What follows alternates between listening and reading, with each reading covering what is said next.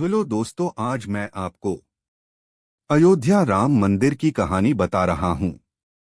प्रतीक्षा खत्म हुई। आज अयोध्या में भगवान राम आ रहे हैं।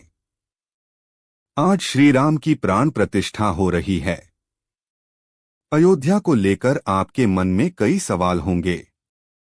हमारे ग्रैंडफादर, ग्रेट ग्रैंडफादर और ग्रेट ग्रेट ग्रैंडफादर के दौर में अयोध्या की क्या कहानी थी? राजा राम के बाद अयोध्या का क्या हुआ? आज की अयोध्या की कहानी जानने के लिए फ्लैशबैक में चलना होगा। घड़ी की सुइयों को 500 साल पीछे घुमा ली। सरयू नदी के पवित्र तटों के बीच स्थित है अयोध्या। अयोध्या नगर यानी कि हजार किस्से कहानियों का शहर। राजा दशरथ, राम लक्ष्मण, माता सीता, हनुमान और डरावने राक्षस। अयोध्या का जिक्र होते ही मन के चलचित्र पर रामायण काल के पात्र सजीव हो उठते हैं। यूं तो अयोध्या का मतलब तलाशें तो अर्थ निकलता है जिसे शत्रु न जीत सके। लेकिन इतिहास हमें बताता है कि इस नगर को लेकर कई बार लड़ाइयां हुई, साजिशें हुई। आदि कवि वाल्मीकि और तुलसीदास बताते हैं कि अयोध्या की इसी पावन भूमि पर रामलला का जन्म हुआ था। उनकी लीलाएं, चमत्कार और अवतार के भावपूर्ण किस्से कौन नहीं जानता। आज की अयोध्या की कहानी जानने के लिए फ्लैशबैक में चलना होगा। घड़ी की सुइयों को 500 साल पीछे घुमा लीजिए। बात 1500 ईस्वी की है। वो जमाना जब हमारे परदादा के परदादा के परदादा इस धरती पर आबाद रहे होंगे। वो धरती जो भारतवर्ष प्राचीन काल में चंद्रगुप्त, अशोक, विक्रमादित्य जैसे महान योद्धाओं और राजाओं की भूमि थी। मध्यकाल आते आते इस भारत के हिंदू राजा कमजोर और फूट के शिकार हो चुके थे। इसी मौके का फायदा उज़्बेकिस्तान के एक लड़ाकू सरदार ने उठाया। नाम था जहीरुद्दीन मोहम्मद उर्फ बाबर। 1526 में बाबर ने हिंदुस्तान में मुगल सल्तनत की नींव डाली। आगरा को उसने राजधानी बनाया। 2 साल ही गुजरे थे, बाबर की नजर उसी अयोध्या पर गई जहां रामजी का जन्म हुआ था। बाबर ने सेनापति मीर बाकी को हिंदुओं के इस पवित्र मंदिर को तोड़ने का फरमान दिया। 1528 में मीर बाकी ने उस मंदिर को तोड़ दिया जहां हिंदू सदियों से राम की पूजा करते थे। इस विदेशी आक्रमणकारी ने उसी मलबे से उसी जगह पर एक मस्जिद खड़ी कर दी, नाम दिया बाबरी मस्जिद। हिंदुओं ने इस चोट से बहुत अपमान, दुख और गुस्सा महसूस किया। वे चाहते थे कि इस राम मंदिर को फिर से बनाया जाए। लेकिन उनकी उम्मीदें परवान चढ़े कैसे? उनके सपनों का मंदिर हकीकत बने कैसे? रामनवमियां गुजर गईं, कई दिवाली आकर चली गईं। समय के प्रवाह को झेल रही अयोध्या अपनी पीड़ा सीने में दबाए विलाप करती रही। ये नगर कभी नहीं रोशन हुआ। 200 से 250 साल गुजर गए।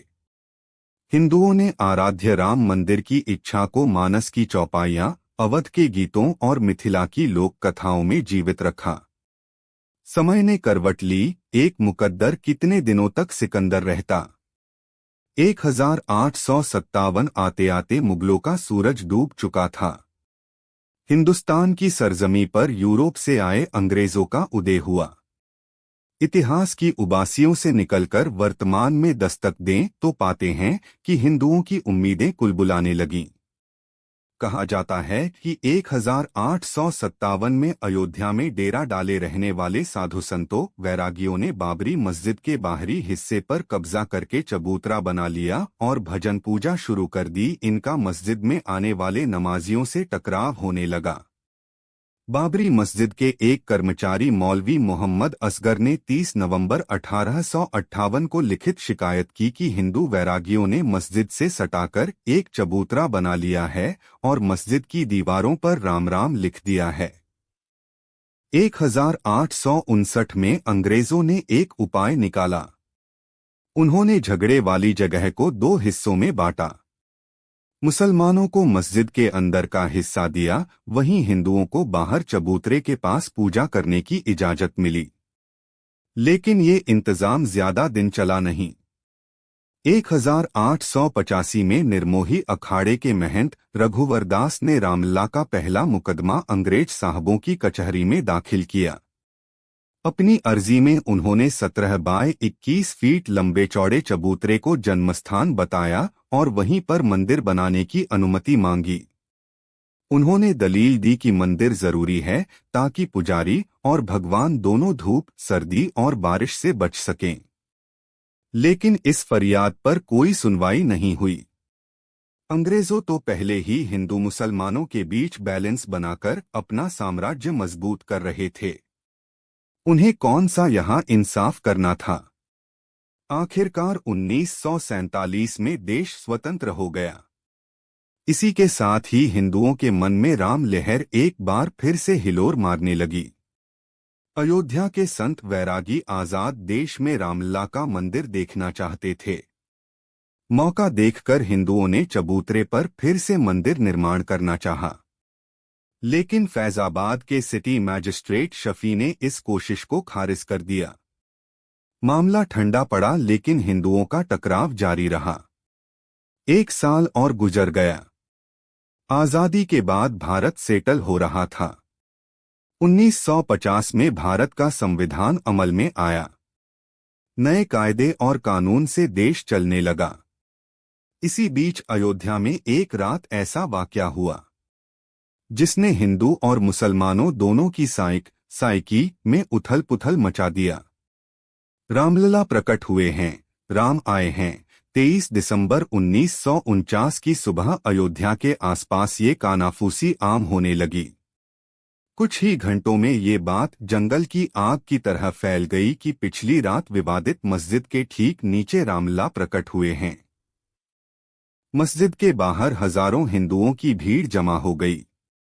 आखिर ये था क्या? जितनी मुंह उतनी बातें डॉट कहा जाता है कि दिसंबर के 22 से 23 की दरमियानी रात अभय रामदास नाम के एक साधु और उनके कुछ साथियों ने मस्जिद की दीवार फांदकर भगवान राम, जानकी और लक्ष्मण की प्रतिमाएं मस्जिद के अंदर रख दीं और यह बात फैला दी कि राम जी प्रकट होकर अपने जन्मस्थान पर विराजमान हो गए हैं। किस्सा तो यह भी है, अभय रामदास की इस योजना को फैजाबाद कलेक्टर के नायर का भी आशीर्वाद प्राप्त था। आखिर अगले दिन उन्होंने मूर्तियां क्यों नहीं हटवाई? वे तो अपने सीनियरों का गुस्सा भी झेल गए। बाद में नायर साहब ने इस मस्जिद को विवादित मानकर इस पर ताला लगवा दिया। रिटायरमेंट के बाद नायर साहब की अफसरी चली गई तो वे जनसंघ के टिकट पर चुनाव जीतकर संसद पहुंचे। फिर आया साल 1950। इस साल 2 मुकदमे दायर हुए।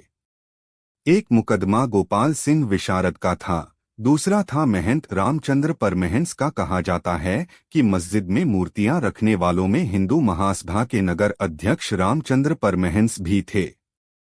इन्होंने दर्शन पूजा पर रोक न लगाने और विवादित ढांचे से मूर्तियों को न हटाने की मांग की। 1951 में निर्मोही अखाड़े ने तीसरा मुकदमा दायर किया।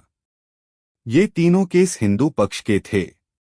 10 साल बाद 1961 में मुस्लिम पक्ष की ओर से सुन्नी वक्फ बोर्ड और स्थानीय मुसलमानों की ओर से मुकदमा दायर किया गया। इन्होंने न केवल विवादित जगह के पजेशन की मांग की बल्कि आसपास के कब्रिस्तानों पर भी दावा किया। जिला कोर्ट में इन चारों मामलों की एक साथ सुनवाई होने लगी। हिंदू पक्ष की ओर रामचंद्र परमहंस अहम पक्षकार थे तो मुस्लिमों के पैरवीकार थे हाशिम अंसारी। इंसानियत के अफसाने बड़े कमाल के होते हैं।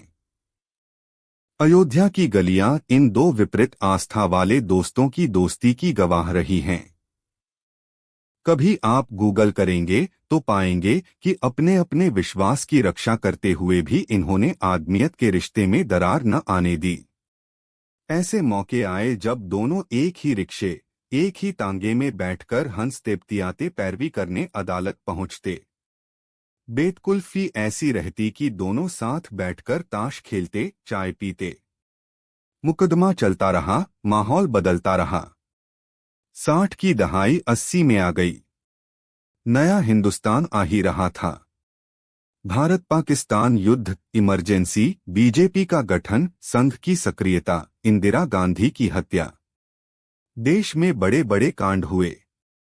हाशिम अंसारी और बाबा परमहंस सालों साल चप्पलें चटकाते रहे तो कुछ किरदार अपनी सियासत चमकाते रहे। 1980 में इंदिरा गांधी की सत्ता में प्रचंड वापसी हुई। इसी साल बीजेपी बनी तो संघ ने हिंदुओं की गोलबंदी का प्लान बनाया। 84 आते आते इसका खाका तैयार हो चुका था। संघ की नजर हिंदुओं के 3 आराध्य राम, कृष्ण और शिव पर गई।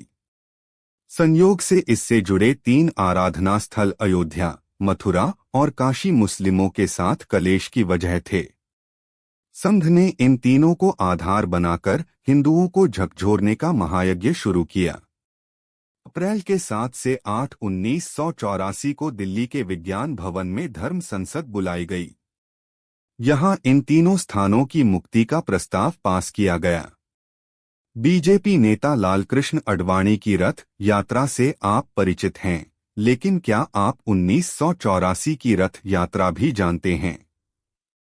जी हां, 1984 में राम जन्मभूमि आंदोलन से जुड़े लोगों ने जनकपुर से एक रथ यात्रा निकाली।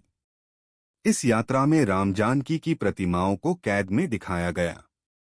पहली बार अयोध्या की कहानी लोगों ने आंखों से देखी। इस लाचारी में देख हिंदू समुदाय में आक्रोश पनपा।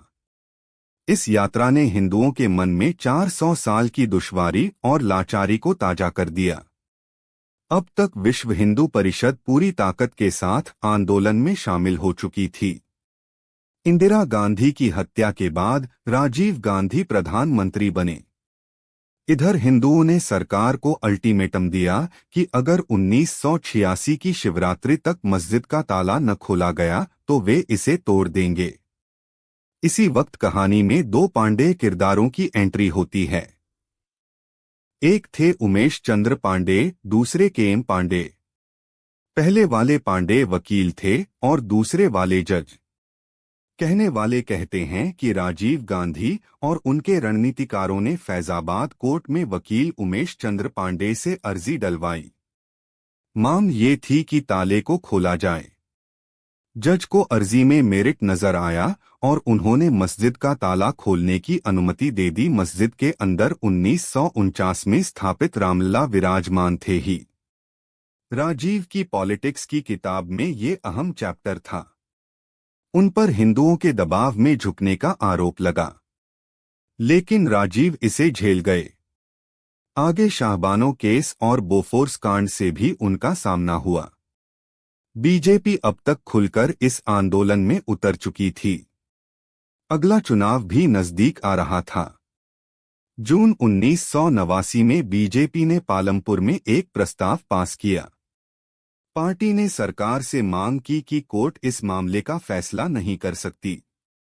सरकार समझौते से या संसद में कानून बनाकर राम जन्मस्थान हिंदुओं को सौंप दे। मंदिर आंदोलन अब यौवन पर था। जोश तो था ही, लोगों ने जज्बा भी झोंक दिया। राजीव का कार्यकाल पूरा हुआ तो देश नई सरकार चुनने जा रहा था। मस्जिद का ताला खुलवा चुके राजीव ने 1989 देश में रामराज्य लाने के नारे के साथ अयोध्या से चुनावी अभियान की शुरुआत की। इसी बैकग्राउंड में पहली बार अयोध्या में शिलान्यास हुआ। उत्तर प्रदेश की कांग्रेस सरकार ने यह कहकर शिलान्यास की अनुमति दी कि वो जगह विवादित क्षेत्र से बाहर है। आखिरकार मस्जिद से 200 फीट की दूरी पर वीएचपी ने शिलान्यास किया, लेकिन मुस्लिम समुदाय के तीखे विरोध के कारण यहां निर्माण कार्य नहीं हो सका। तब वीएचपी के अशोक सिंघल इस मूवमेंट को लीड कर रहे थे। 89 के चुनाव में बीजेपी इस मुद्दे को उठाती रही। आडवाणी ने चुनाव प्रचार में सांस्कृतिक राष्ट्रवाद और हिंदू अस्मिता का सवाल उठाया और कांग्रेस की सेकुलर नीतियों पर चुभने वाले सवाल किए। बीजेपी की इस पॉलिसी का परिणाम नतीजों में दिखा। 1984 में मात्र 2 सीटों पर खाता खोलने वाली बीजेपी को इस बार बम्पर 85 सीटें मिली।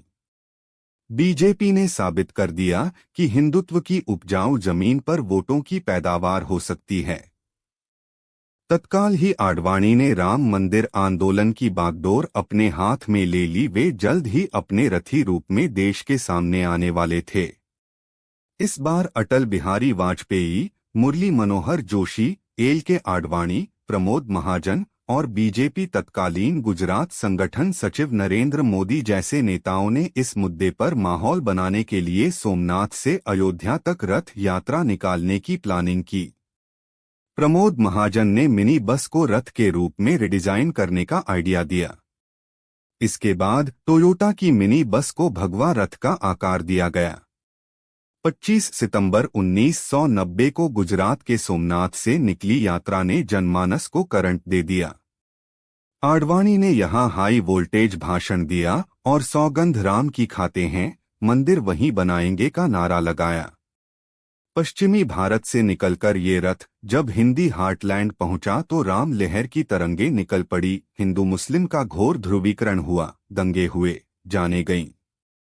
आडवाणी लोकप्रियता के शिखर पर थे। वो स्वयं कहते हैं, लोग रथ के पहिए को छूकर प्रणाम करते थे, पहिए के धूल को सिर पर लेप लेते थे। इस रथ के सारथी थे नरेंद्र भाई मोदी।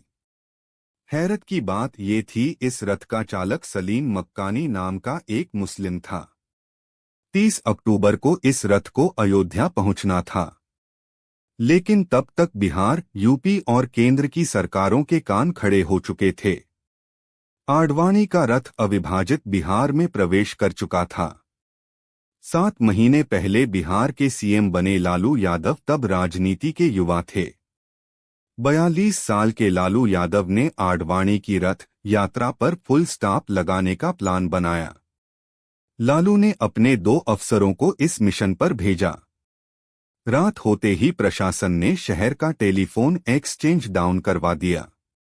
अक्टूबर के 22 से 23 की दरमियानी रात को आडवाणी रथ यात्रा को विराम देकर समस्तीपुर सर्किट हाउस में रुके थे। सुबह 4:45 बजे उनके दरवाजे पर दस्तक हुई और आडवाणी को बताया गया कि उन्हें गिरफ्तार किया जा रहा है। आडवाणी ने उसी वक्त अफसरों से कागज मांगा। उन्होंने भारत के राष्ट्रपति के नाम एक पत्र लिखकर केंद्र की वीपी सिंह सरकार से समर्थन वापसी का ऐलान कर दिया। आडवाणी गिरफ्तार कर लिए गए। भारत की सरकार गिर गई। इस गिरफ्तारी ने लालू को मुसलमानों का हीरो बना दिया। वे सेकुलर नायक बनकर उभरे। आडवाणी को गिरफ्तार करने गए 2 अधिकारी आज देश की 2 बड़ी पार्टियों के साथ हैं। पहले अफसर आर.के. सिंह आज बीजेपी सांसद और केंद्रीय मंत्री हैं, जबकि दूसरे अधिकारी रामेश्वर उरांव कांग्रेस के टिकट पर सांसद बने और झारखंड के बड़े नेता हैं। इधर आडवाणी की पुकार पर तमाम पाबंदियों के बावजूद लाखों कारसेवक 30 अक्टूबर को अयोध्या पहुंच चुके थे। सीएम मुलायम सिंह की तैयारियां नाकाफी रहीं। यूपी में 2 लाख कारसेवक गिरफ्तार किए गए, जेलें भर गईं। वीएचपी ने 30 अक्टूबर को सुबह 9:44 पर मंदिर निर्माण शुरू करने का ऐलान किया था। पुलिस को चकमा देने के लिए अशोक सिंघल वेश बदलकर अयोध्या पहुंचे थे। 30 अक्टूबर को अयोध्या में घमासान हुआ। कार सेवा की गई। विवादित गुंबदों पर झंडा लगा दिया। तोड़फोड़ हुई। अर्धसैनिक बलों को गोली चलानी पड़ी। गुंबद पर झंडा फहराते 2 कारसेवक जान दे गए। 3 ने नींव खोदते हुए प्राण त्याग दिए। कारसेवक गर्जना कर रहे थे, रामलला हम आए हैं, मंदिर यहीं बनाएंगे। आखिरकार प्रशासन ने गोली चलवाई। गोलियां सरयू नदी के पुल पर मौजूद कारसेवकों पर भी चलीं। यहां 20 कारसेवक मारे गए। तफ्तीश इस आंकड़े को ज्यादा भी बताती है। अखबारों ने सुर्खियां लगाई, कारसेवकों के खून से लाल हो गई सरयू। इस सिलसिले में कोठारी बंधुओं को कौन भूल सकता है। 2 नवंबर को दिगंबर अखाड़े से हनुमानगढ़ी की ओर जाते समय पुलिस ने फायरिंग की, जिसमें दोनों भाइयों को गोली लगी। दोनों ने ही मौके पर ही दम तोड़ दिया। इस घटना से मुलायम सिंह को हिंदुओं की तीखी आलोचना झेलनी पड़ी। उन्हें मुल्ला मुलायम कहा जाने लगा। अगले चुनाव में उनकी करारी हार हुई। बीजेपी के कल्याण सिंह यूपी के नए सीएम बने। 1991 चुनाव के दौरान राजीव गांधी की हत्या हो गई। कांग्रेस के पीवी नरसिम्हा राव देश के नए प्रधानमंत्री बने। मंदिर जैसे आस्था के मुद्दे पर देश में कटुता का माहौल बना रहा। दिसंबर 1992 में फिर से कार सेवा का ऐलान किया गया। सीएम कल्याण सिंह ने सुप्रीम कोर्ट में हल्फनामा दिया कि उनकी सरकार मस्जिद को कोई नुकसान नहीं होने देगी। लेकिन 6 दिसंबर 1992 को वीएचपी, बजरंग दल और शिवसेना समेत दूसरे हिंदू संगठनों के लाखों कार्यकर्ताओं ने विवादित ढांचे को गिरा दिया और मस्जिद की एक एक ईंट उखाड़कर मलबे पर अस्थायी मंदिर बना दिया। इस दौरान लाल कृष्ण आडवाणी, मुरली मनोहर जोशी आसपास ही मौजूद रहे। वहीं दूसरी ओर विनय कटियार, उमा भारती, साध्वी रितंभरा कारसेवकों का जोश बढ़ा रही थीं। ये मंजर भारत के सामाजिक राजनीतिक माहौल का अद्भुत दृश्य था, जहां शौर्य और शर्म एक साथ दिखे। कारसेवकों ने सबसे पहले विवादित ढांचे की बाहरी और भीतरी दीवार गिराई। 2:45 बजे ढांचे का दाहिना गुंबद जमीन पर गिरा। 1 घंटा और गुजरा तो बायां गुंबद भी धराशायी। शाम 4:40 पर बीच का गुंबद भी तोड़ दिया गया। कल्याण सिंह ने इस घटना के तुरंत बाद अपने पद से इस्तीफा दे दिया। कहा जाता है कि पीएम नरसिम्हा राव दिल्ली में इस दौरान पूजा पर बैठे थे। वहीं कल्याण सिंह ने माना था कि उन्होंने ढांचे की सुरक्षा के लिए वादा तो किया था, लेकिन एक और भी निर्देश दिया था कि कारसेवकों पर गोली नहीं चलेगी, नहीं चलेगी। क्या बाबरी मस्जिद टूटने का उन्हें कोई अफसोस था? इसके जवाब में उन्होंने 2 टूक कहा था, ढांचा नहीं बचा कोई गम नहीं इस बात का, और ढांचे के टूटने का न मुझे कोई खेद है, न पश्चाताप है और न ही प्रायश्चित। No regret, no repentance, no sorrow, no grief. इसी कड़ी में अटल जी का भी एक चर्चित भाषण जानना चाहिए। बात ढांचे के गिरने से एक दिन पहले की है। 5 दिसंबर को लखनऊ में कारसेवकों को संबोधित करते हुए वाजपेयी ने अपने ही अंदाज में कहा था, वहां नुकीले पत्थर निकले हैं, उन पर तो कोई नहीं बैठ सकता, तो जमीन को समतल करना पड़ेगा, बैठने लायक करना पड़ेगा। खैर, बाबरी मस्जिद टूटने के बाद देश में अभूतपूर्व उन्माद का दौर देखने को मिला।